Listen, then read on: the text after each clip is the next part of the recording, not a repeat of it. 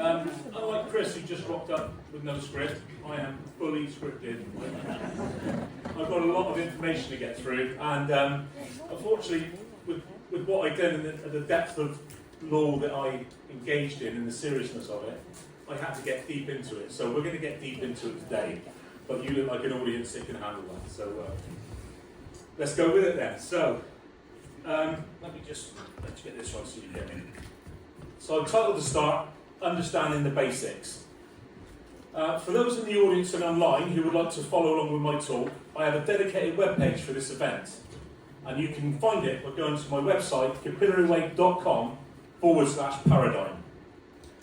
For those that don't know me, I am called Clive Edwards, and the aim of my talk today is to explain the mechanisms of your control.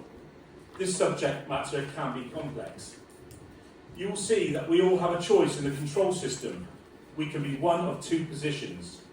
One is the highest position that you can be in on Earth, and two is the lowest position that anyone could be in the country. Today we will find out which one of those positions that you are in, and we will see the full picture of law and governance. A bit of background about me. I have broken free of state control, and what I discuss at my website, capillaryway.com, enables ordinary citizens to understand the full picture of their control through publicly available articles. My talk here today will show you how you can be totally free from state control, not half measures. My journey on this path started when I had two government bodies come after me. At that time, I had no understanding of the law, none whatsoever. I faced 9 indictable offences, possible bankruptcy and imprisonment over an HMRC and a council planning enforcement matter. This was a battle that I eventually won. This enabled me to build a farm at Somerset without any planning permission. What I have done is a major affront to legal norms and government policy, yet even after drafting in a planning expert to prosecute me, the council decided against it. Why? Because I understood the paradigm of control that I will reveal and explain to you here today. To succeed in building a farm without government permission, I had to intimately understand the paradigm, the system of law and governance as a whole. At the start, however, I had to deal with the very basics, which we will explore today.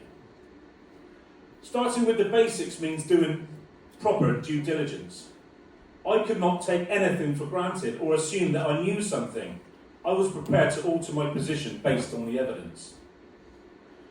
That meant checking over everything that I believed to be true, to see if I could evidence that it was in fact true.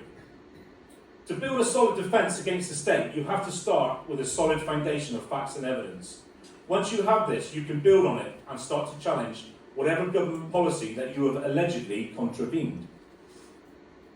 Importantly, the evidence that you seek to use must be recognised as evidence by your adversary, the Crown, or it will not help you. If you cannot provide evidence which substantiates your argument, then you do not have a defence, but only an opinion, and you cannot beat the Crown armed only with an opinion. Beware of those who only have opinions and lack evidence to support their claims. That can get you in a lot of trouble. Evidence is everything at law. Without it, you have nothing. At these types of events, I always like to bring the evidence. If after this talk you would like to delve deeper into these subjects, you will find lots of articles publicly available at my website. When asked to speak at this event by Alexandria, I again went back to basics.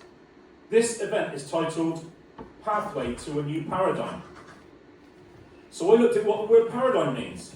Paradigm means a model, and literally show side by side. Today I will show you the paradigm model that controls you, and then you will understand exactly why the word paradigm means side by side. Hopefully not parody. My own journey has led me to understand and know this system very well. To have knowledge means to experience, to live through something. In over 15 years, I have lived through and experienced many court cases, and I know very well how the court and legal systems work. I know the paradigm, I know the hierarchy involved in law and governance, and I also know your position within that construct. So I'm here today to tell you about some of the important aspects of the paradigm that greatly affects your life. just one more thing. These are the two basics that you must understand to understand how you are controlled. One is a legal fiction. Two is a country. What is a legal fiction? We all know that a work of fiction is not true. If something is not true, it is a falsehood, a fabrication, a lie. The words legal and fiction are closely linked because the legal world is a world of legal fiction, a world of lies by their own admittance. A maxim is a self-evident truth.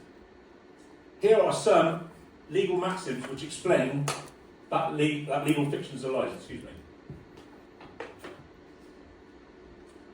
A fiction is a rule of law that assumes something which is or may be false as true. Now, these are legal maxims that the legal profession understand. Where truth is, fiction of law does not exist. There is no fiction without the law, so therefore fictions purely come about by the law.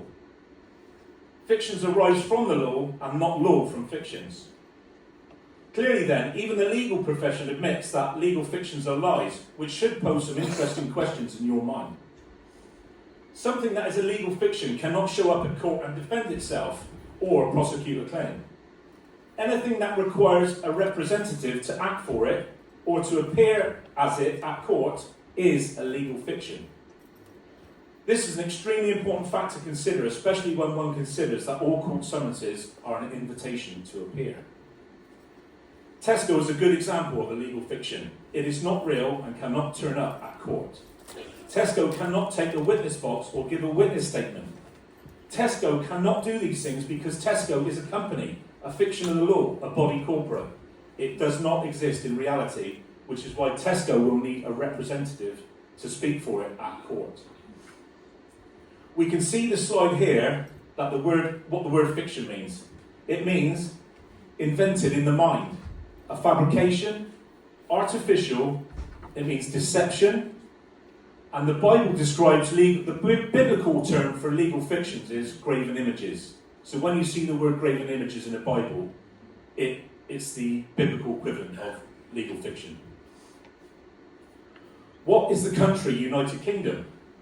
I've termed this subheading Logic and the Law. At law, the country United Kingdom is what is known as a body politic. That's where we get the words police, policies and things like that. A body politic is a political construct, a legal fiction. This is why it's represented at Wikipedia by a flag, a drawing of some heraldry, and an anthem. I told you that a legal fiction needs to be represented by other things because it does not exist. It is not real. There is nothing to show you for the United Kingdom. So it shows you other things which conjure an image in your mind. So, as to what the United Kingdom is, which links nicely to the definition of fiction, which is invented in the mind. So a fiction is invented in the mind, as is a graven image.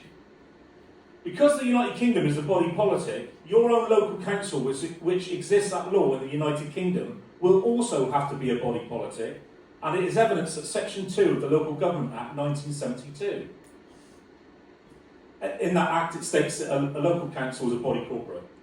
This is also why your local police station is a company and listed on Business Search Directory Dun & Bradstreet, because they too are a fiction of the law, a company.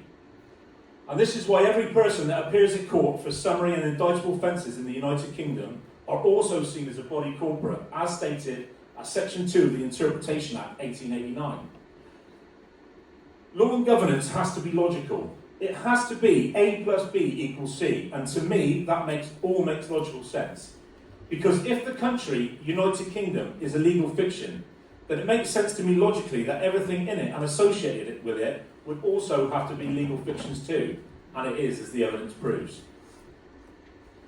If you think about it, nothing that is real can exist in a fiction. That just does not work. That's not logical. The legal system works on fictions. The UK is the big fiction, and the police, councils, NHS and other government bodies are the smaller legal fictions that work within the larger UK country legal fiction. A country is a legal political construct existing only in the mind of the citizen. It does not exist in reality. The legal system is made up of fictions, made up of lies, which is why it is secular. And secular means the exclusion of belief in God from matters of ethics and morality. That definition makes sense when we understand that man's legal system is based on lies. A people cannot live in a legal fiction of the United Kingdom. That does not make logical sense, but a people do exist on Britain. Britain is the landmass, the reality which God created, and the United Kingdom is the title of a legal fiction which was created by the Crown. United Kingdom is only a title, which is why the Crown only has jurisdiction over titles. You have a title for everything that you own. People created by God exist on God's earth, and legal fictions created by the state do not exist in reality, but only in our minds, as a creation of the law. As the legal maxim stated earlier, without the law there are no fictions, and the definition of fiction states invented in the mind. This is a battle for your mind. At law, a citizen is a legal fiction and lives in the United Kingdom. That is why when you are summoned to court for any and all summary and indictable offences, they say that you are a body corporate. People cannot live in a fiction of a country. That is impossible. That does not make sense. People exist on Britain, which is an island. This is why you can no longer go on holiday to Yugoslavia. Yugoslavia no longer exists at law, and hardly in the minds of many people either. Understanding the difference between a country and a landmass was crucial information for me in my fight against the council, and it enabled me to help many farmers and smallholders at court against their councils. Because everything the UK brings to you is all allegations, it's all fictional, so we'll get onto that. So what is Britain? Britain is the name of the landmass of an island. The land at Britain is what God created, not the Crown. The Crown created the title of United Kingdom, because that's all it is, a title. And God created the island named Britain. People exist on Britain, and the electorate, the UK residents, which are legal fictions at law, created by the state, live in the United Kingdom. People and citizens, the electorate, could not be further apart in terms of law and governance. The electorate are the lowest position in society, and the people under God are the highest position that you can be in at law, as I will go on to explain. Knowledge is power. I've titled this Beating Civil Allegations with the Truth. Once we understand what a legal fiction is, then we can also understand what a country is, and therefore we can understand what the United Kingdom is in terms of law and governance. Fictions. Knowing this information is vital. I cannot emphasise enough how important it is that you begin to understand the difference between the United Kingdom and Britain. One is real, Britain, the other is a fiction, United Kingdom, existing only in your mind, which is why it cannot be evidenced, even at Wikipedia. It is the same with the landmass at America, and with the USA being the body corporate. I explain this further in my article, The Framework of Law and Governance. Believe it or not, knowing this information can help you avoid parking tickets, which might be helpful to one or two of you here today. Do you know why parking fines and speeding fines are only allegations? Even though we're often pictured behind the wheel of our car on their notice. Allegations means without proof.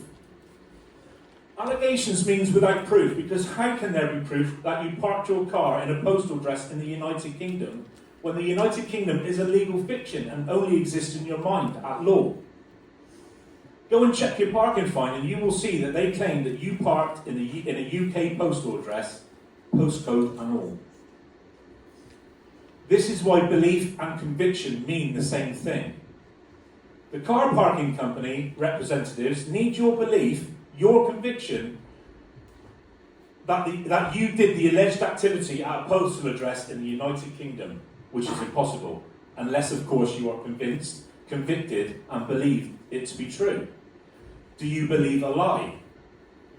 Those of you who have paid your parking fines were convinced, and then you were convicted upon your own belief that you parked your car on a postal address in the United Kingdom. That is an impossibility. Can you park your car on an email address as well? Asking for a friend. This is a mental game, and some of you may need to re-watch this presentation for that to sink in. The minute that you believe their allegation, you are convicted of a false belief. You believe the lie. A remedy for a parking ticket is to simply ask for proof of ownership from the representatives of the car parking company. They cannot provide that proof because a title is not proof of ownership. It says so on your own V5 document. For a parking ticket fine, a company, a body corporate, which is a legal fiction, states that you parked your car on a postal address, which is in the United Kingdom. Are you beginning to see the problems with their claim against you? A parking company, which is a legal fiction, claims that it owns land in the country United Kingdom and claims that you parked your car on a postal address and now you have to pay the fine, all of which is impossible. And that is why it is only an allegation. I beat these lies with truth. I asked the parking company to provide proof of ownership of the land, and upon proof of ownership of the land, I will settle their claim. The claim goes away. The state and legal profession knows that nobody can own or sell the land, which is why they only sell you a title, because God owns the land, and they know it. The Crown's own Confession of Faith Ratification Act 1560 states that the Bible is the infallible truth, and the Bible states this about the land. The land shall not be bought or sold forever, the land is mine. Leviticus 25:23. Slide 3, Daisy. So we'll go on to the paradigm now. So paradigm means shown side by side, and that's exactly what we'll do now. Excuse me. I touched upon the Bible there, and the fact that the legal profession understands what is stated in that book. Oh, yeah. The legal profession understands what's stated in the Bible. They've even got an act of parliament that states that the Bible's the infallible truth. That's your adversary, the Crown, the government, who are coming after you. They all say that the Bible is the infallible truth, and infallible means exempt from knowledge and error, exempt from error in knowledge, opinion, or judgment. This is a succinct visual description of the paradigm, the very definition of the word meaning side by side. This is the model of law and governance that is controlling you. Just so you know, country means contrary, opposite. A country is a legal fiction which only exists in your mind. So on the left side we've got the United Kingdom, under the body politic of the United Kingdom. On the right hand side we've got God's lawful system under the body of Christ. So what the legal system have done is just copy and mimic everything of the biblical system. So in the biblical system, Christ is king on that side, and on the legal system, you've got King Charles as king. And if you're a citizen of the state, you're an infant of the state. All they've done is a complete mirror image. What they've done is replace Christ with man. So, this is how the paradigm works. There is no other paradigm to exist under in terms of law and governance, de facto, meaning that it does not rely upon your belief or understanding of it to be in place and operational. This is it. There is no other system of law, and that's fine. It's perfect. This is the same paradigm that I use to protect myself from the state when building my farm. I just understood how it worked, and I understood the hierarchy, which I will explain further. This is a system which is in operation in all Christendom throughout the Commonwealth countries and beyond. This is the paradigm that governs your life. But how do I know?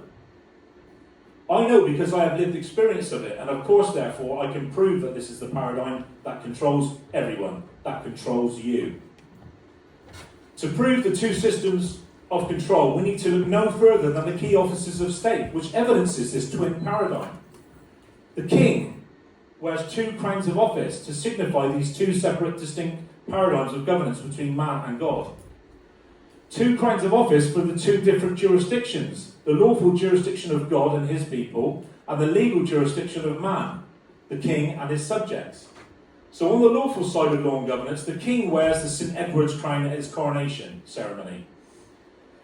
And the St. Edward's crown is to represent that he serves God and his people. And on the legal side of governance, the king wears the imperial crown to rule over his citizens as subjects. Imperial means Roman. Judges also swear two oaths of office. These two oaths reflect the two jurisdictions, just as the king's crowns do. This is why a police officer has dual roles. One role is an officer enforcing state policy, the other role is a constable sworn to protect the people. And this goes all the way down to your own local councils who tell us in their constitution that they are accountable to the people, but govern the electorate and council taxpayers. And you don't have to take my word for it. I will show you the evidence of this shortly. The legal system copies and mimics the perfect lawful system.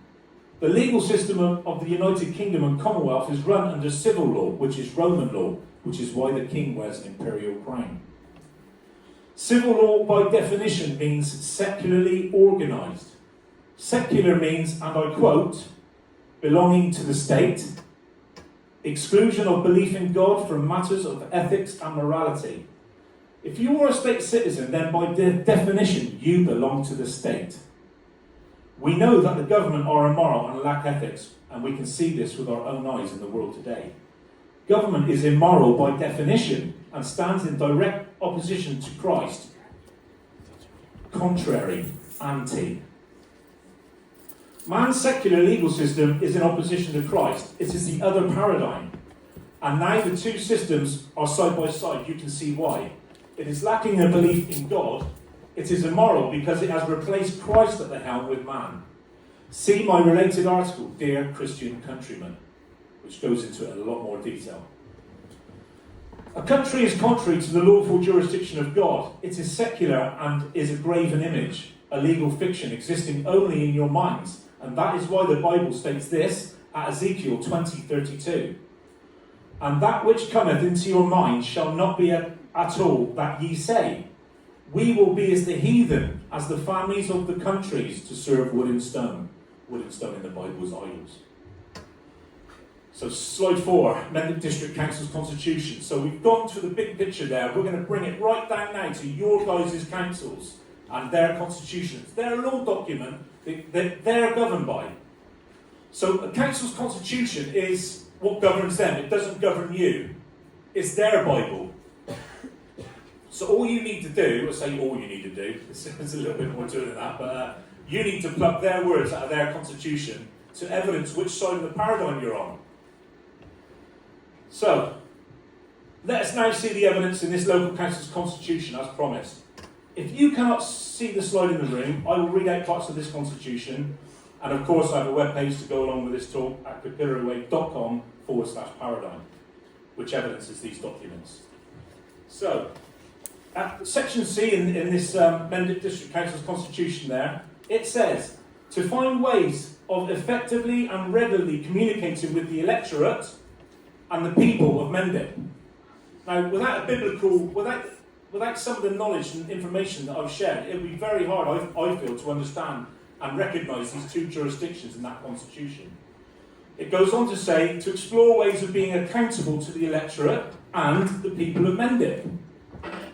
If it was all just citizens, then they don't need to differentiate between the two. But they do. It gets better. Under the heading Main Responsibilities and Duties of a Councillor to amend District Council, it states at point D, to represent the community and bring the views of the electorate and the people of Mendip into the council's decision-making process, balancing individual interests identified within the ward and the ward as a whole. So in that short sentence, it identifies the electorate and the people, the ward, and the ward as a whole. If there's no delineation, why separate it all? Careful reading of this document clearly shows the two jurisdictions available to you. And there's a better one. One of our members from Capillary dug this one out from Gravesend Borough Council, and it's a beauty. I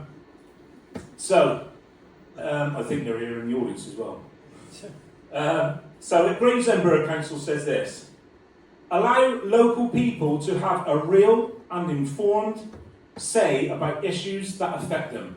So the local people, you guys can have a real and informed say. We're here for you guys. And it goes on to say, at part 3, explain to the electors and the council taxpayers, the reasons for particular policies and priorities.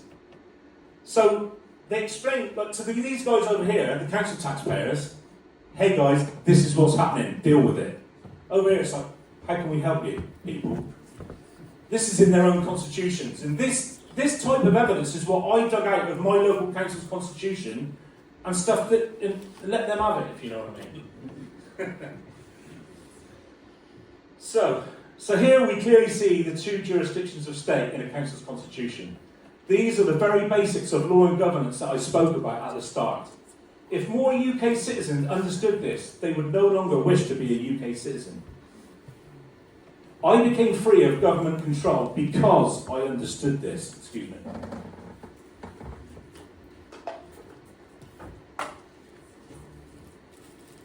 This information took me well over 15 years to understand, to prove, and to evidence. And I give this information away freely at my website so that others can learn about the paradigm, about how we are governed. This is the most important information that affects your life. Understand it, and you can be free of state policy and control. Do you now see why it's so important to understand the paradigm as a whole, both sides? If you do not take on board the biblical system of law and governance that sits above man's legal system, then you will never be free of government policies. Never. Take it from me. You cannot be free if you're under the Crown-operated United Kingdom. You can only be free by accessing the Bible and its teachings. There's no other way that I know of, and I've been through the middle bit. This is the paradigm. That is how I won. I left the United Kingdom jurisdiction and accessed the highest authority on the law, that being one of the people under God in his lawful jurisdiction under the teachings of the Bible. So I've got a subheading here, the political and legal conundrum, a question of logic. A stark matter of fact from the evidence of the paradigm above is this. Number one, you cannot find freedom by using a political method of the body politic, United Kingdom. Number two, you cannot gain freedom by using the legal system. Albert Einstein said, you cannot solve a problem with the same level of consciousness that created it.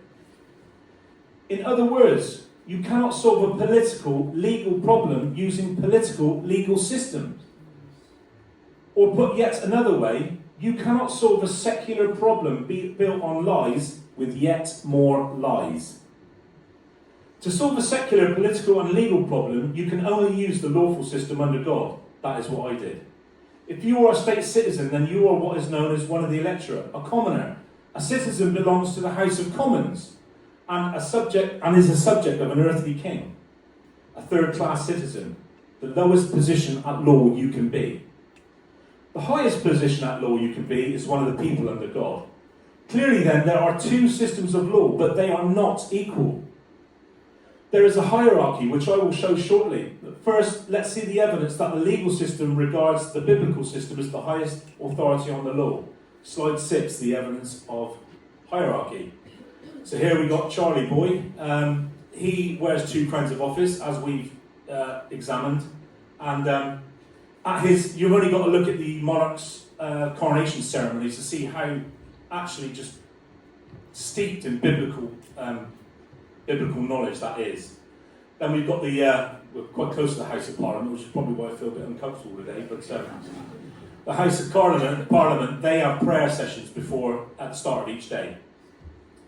And then we've got judges. They mark the start of the legal year. I don't know how many people understand, but every year they mark the start of the legal year. And all the top people from the legal and judicial system meet in Westminster Abbey, a church. And they all sing praises to God. That's the people that have got their boots on your necks at the moment. Not fair play, or mine. The evidence of the hierarchy of law and governance is all around us. I've mentioned already the Confession of Faith Ratification Act 1560, which clearly states the Bible is the infallible truth. MPs swear an oath. An oath invokes something higher than mankind. They're all at it. Police constables also swear an oath, and that is to protect the people. It's not to protect the electorate. The police officers are there to put the boot on the electorate's neck. The police constable, admittedly not a lot of them understand it, but a police constable was there in the jurisdiction under God to protect the people. And I've mentioned the Queen's coronation, which is just rife with all this evidence. So let's go on to slide 7, which is it's a visual description I put together of the hierarchy of law and governance. So I won't dwell too long on it. But clearly God's at the top, then the Bible, then people. People are above the crown, the monarch, parliament, acts and statutes. I mean, if you understand this, I had to when I understood this, is why I was able to build a farm. I mean, I can't think, well, that's a big affront to government policy. That's pretty in your face. And they didn't want to take me to court. You can now understand how law and governance works, or the system that controls you. If you do not accept and understand, you cannot understand how how law and governance works, or the system that controls you, if you do not accept the teachings of the Bible. Without this knowledge of the Bible, it is unlikely that you will understand the importance of being people, as opposed to the electorate, a commoner of the state. You can only be a people if you are under God. The difference at law between people and the electorate is vast. One position, the people, is the highest authority, and the other, the electorate, the council taxpayers, is the lowest position at law, and their own document spells that out very clearly. We've just seen one example here today. The legal system recognises God as the highest authority without question, infallibly.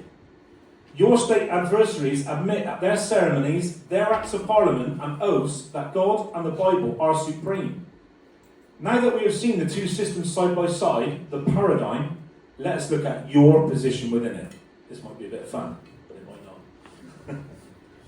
So I'm introducing now John Smith. He represents you guys, the typical citizen, or some of you, maybe possibly at least anyway. This crowd's probably not your average UK citizen, so... So this is slide 8, Citizen Smith. Right, for the purposes of this talk, this man, John Philip Smith, represents you, and he also represents the average UK resident. John is a farmer and he is not happy with the government, and at the last election he spoiled his ballot paper as a form of protest. John's family have been farming in the United Kingdom for over 100 years. John's business is his farm. He runs his limited company from the farmhouse. His farm has a holding number which all livestock farmers have to have. These are the details we have for John Philip Smith. The information on a certified copy of an entry is what is required from all government bodies when interacting with them for things like starting a limited company, applying for a holding number and voting. John Philip Smith lives in the district in which he farms. His local council is Mendip District Council, and John Smith elects his Member of Parliament at the local elections from his ward. John's MP got in at the local elections, and he now represents John at the House of Commons. The allegations. Mendip District Council. John built an extension to the farmhouse, 18 Station Road, Southport, and the local authority have issued him with an enforcement notice to take it down because he built the extension slightly too big, and it now exceeds permitted development rights. An enforcement notice is issued, giving John 28 days to comply or face court proceedings. He's also got the Environment Agency on his back for 18 Station Road, Southport. John's silage clamps and other environmental measures are not up to scratch, and he has an upgrade cost of 40 grand, and it has to be done within 28 days or face court proceedings. Let's look at some of the facts about John, your position in society, that the Crown will know about him and have on their records. The facts about Citizen Smith. These are the facts that the Crown will know about John Smith from the information that John has supplied them over the years as one of their citizens. We will see shortly how these facts about John Smith and you stack up in a court of law. These are mundane, everyday facts that not many state citizens would ever think to question or argue with. On the face of it, they are self-evidently true. The facts about the citizen, you. Name, John Philip Smith. Date of birth, 3rd of the 8th, 2019. Lives at his address, 18 Station Road, Southport, United Kingdom. Farms in the United Kingdom. Owns his land. Owns his house. Owns a business in the United Kingdom. Pays council tax. Has an MP. Yeah, you won't get into the numbers of it. That's very eagle-eyed of you. So ward of the state. Let's have a look at what district and ward means. This will give you some inclination of what being a citizen is all about. So a district. It's the territory under the jurisdiction of a lord or officer, so it's telling you you're under a lord. It's the restraining of offenders' jurisdiction. These things are really important, you'll understand why later. It's a feudal, it's an area of jurisdiction, a district within which the lord may take and withhold personal property, distrain. If anyone's ever had any bailiff's letters, you'll understand that it's a letter of distraint. So a ward means a ward is to control and rule, and it means the minor under the control of a guardian. If I take your mind back now to the two paradigms, one paradigm under God and one paradigm under the legal system. On the legal side, King Charles is what is known as the father of the nation. So King Charles is the citizen's father, and the Church of England is Mother Church. And that is why state citizens are infants, wards of the state. Of course, on the other side, we're all familiar with our Father who art in heaven. Some of you may be familiar that Christ's church is known as Mother Church, and a lot of you will be familiar with the phrase children of God. So all they do is mimic the lawful system. Slide 12, God and my right. Dieu est mon droit. So this means God and my right. This emblem will be above every crown judge in a crown court. To emphasise that God is directly involved in law and governance, this emblem hangs above every judge in every crown court in the United Kingdom. Again, to emphasise how involved God is in law and governance, here are some maxims of law regarding God. If ever the law of God and man are at variance, the former are to be obeyed in derogation of the latter. It is punishment enough for a judge that he is responsible to God. So these judges that some of you may find yourself before, there's a maxim of law that they will understand. It says judges, it's punishment enough that a judge is judged by God. So I titled this The Chief Witness. We should all know not to tell lies. Even as small children, we are taught not to steal and not to tell lies. So we all inherently know then that to have any chance of success in a court of law where judges judge for God, and their motto is, God am I right, we cannot tell any lies whatsoever. So let us see how John and you would fare against the highest law of the Bible. All rise. So, the judgment seat. Slide 13, please, Daisy. Name, John Philip Smith. So we're going to now, those facts that I read out earlier about Citizen Smith, we're now going to measure against the royal law, against the Bible, and see how truthful, see if you still want to stand by those facts. So, name, Mr. John Philip Smith. The Bible says, so before I read what the Bible says, Mr. means master, and so does Mrs. and Messrs. So, Mr. John Smith, neither ye be called masters, for one is your master, even Christ. Matthew 23:10. John said he lived at his address, 18 Station Road, Southport, United Kingdom. Thou shalt not steal. That's a postal address. That is not John's address, in point of fact. And thou shalt not lie. You cannot live in the United Kingdom. That is a lie. A legal fiction is a lie. John says he farms in the United Kingdom. Thou shalt not bear false witness. John says he owns the land. The land shall not be bought or sold forever. Leviticus 25:23. Thou shalt not steal. You don't own the land. Even the Crown know that. That's why they sell you titles. John said he owns his house. This is what the Bible says. For every house is builded by some man, but he that built all things is God. Hebrews 3:4. John said he owns a business in the United Kingdom. Thou shalt not bear false witness. John says he pays council tax. The Bible says it's unlawful to pay tax, and I've written an article called Government versus God, which goes into this in a lot more detail. But here it's evidence also at Ezra 7:24.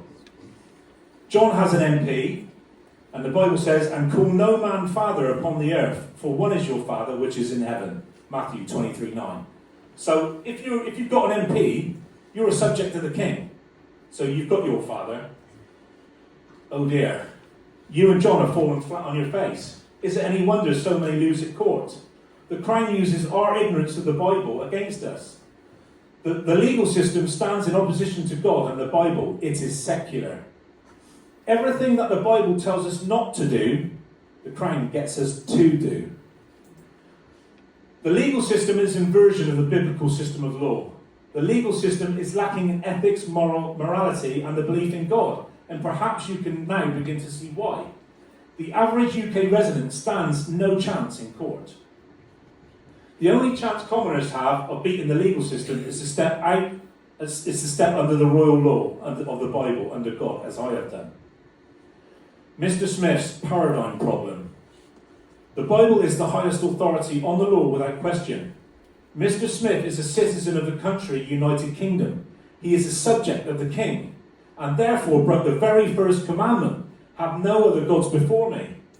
And in that commandment, a small g God in the Bible means an earthly king, a judge or a ruler. The role of king is to punish lying and thieving citizens because they broke the highest law, the teachings of the Bible, the royal law. Many of you listening to this will be in the same position as Mr. Smith. If Mr. Smith ends up at court for breaching local authority planning laws and Environment Agency policies, he is going to be treated especially harshly by a judge.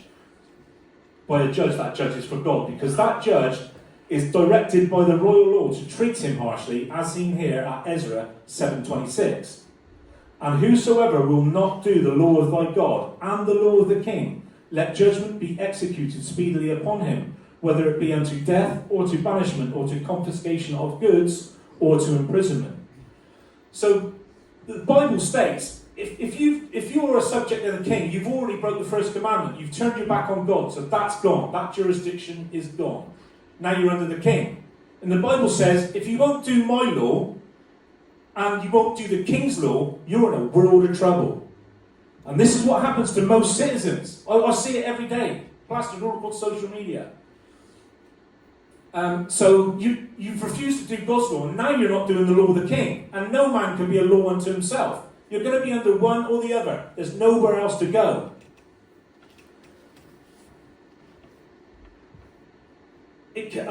So it can be evidenced by the Crown that this can be evidence that Mr. Smith broke the royal law by many things, but especially when he's applied to be on the electoral register for one, which is your system. The electoral register is evidence of your consent to that legal system.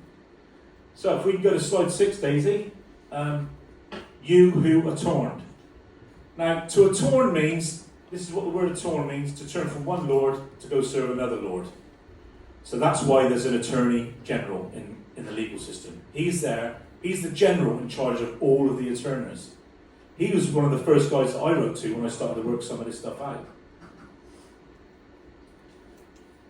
So, slide 3 again, please, Daisy, the paradigm, just to have that in view for everyone. So the choice is yours. Today we have evidence the paradigm of government in both jurisdictions, legal and lawful. We have seen it, we can prove it, and it is evidence right throughout the state, from the king to your council. Hopefully now we all have a better idea of why the law treats us the way it does, and our position within the paradigm. Thank you all for listening, and thank you, Alexandria, for inviting me to speak at this event.